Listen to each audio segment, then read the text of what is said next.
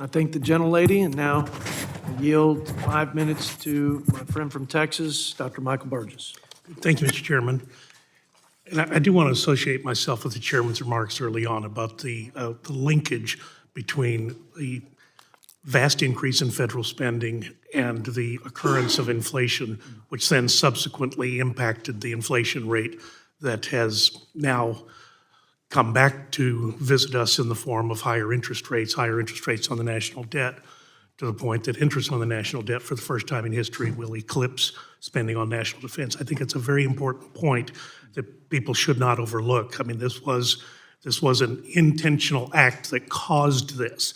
The other thing that I feel obligated to point out is that the people who were supposed to be watching this sort of stuff, that is the president of the Fed, that is the Secretary of the Treasury, absolutely missed inflation when it was occurring by almost a year.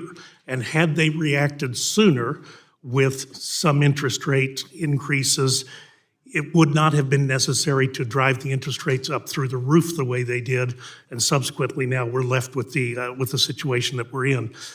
Now, you told me, I think it was May of 2001, when we first had an opportunity to meet, that you did not appreciate how strong the economy was going into and coming out of the coronavirus pandemic, that the economy was actually really hitting on all cylinders, and it continued to do that even in spite of some of the arbitrary shutdowns that occurred during coronavirus. Do I remember that correctly? You do.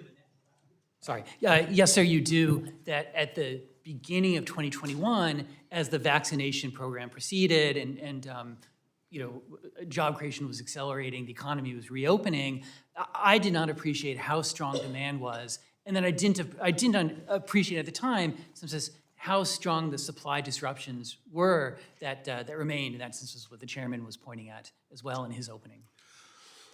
Well, I do think that's something we do need to bear in mind. The people who indulge themselves in revisionist fantasies say that the economy was flat on its back during the latter part of the Trump administration, but in fact that is not true. It was a strong economy, and it emerged from coronavirus strong because it went into it strong. The other thing that I just have to ask you about, the ranking member brought up that the cost of Medicare for a 10-year window has reduced greater than expected. And of course, he attributes it to the Affordable Care Act. What is that time window that we're talking about? From when to when is that period of time where Medicare spending has been lower than what you expected? Okay, yeah. So it's since 2010 we have had a lower growth rate of Medicare than the CBO had expected, and in our projections now we have Medicare growth a bit higher than that, but still lower than it was in the preceding decade before 2010. Well, just as an observation.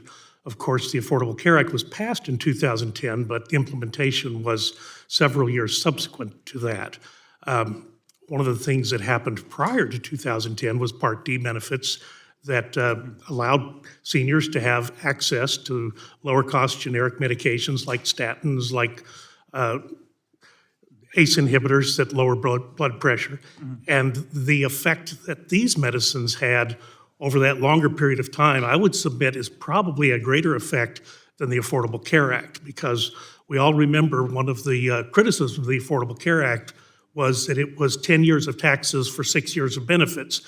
And indeed, the benefits, if such as they were, of the Affordable Care Act did not kick in until later in that time window that you're describing.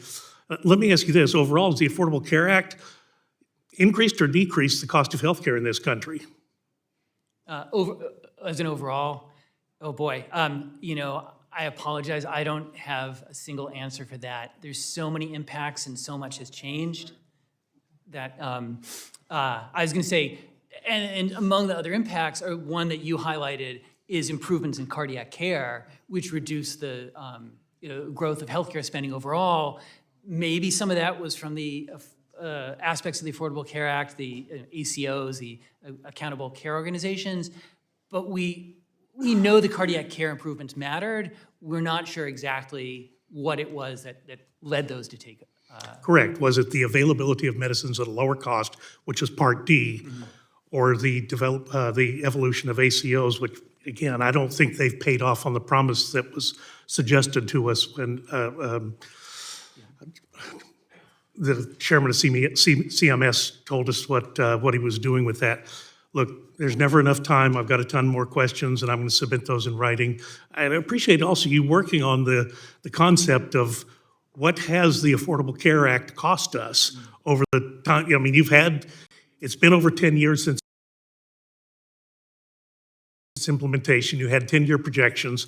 Go back and look at what you projected and what actually happened. I think that would be an interesting case study in economics, if nothing else. So thank you very much for being here, and I'll yield back. I thank the gentleman from Texas, and now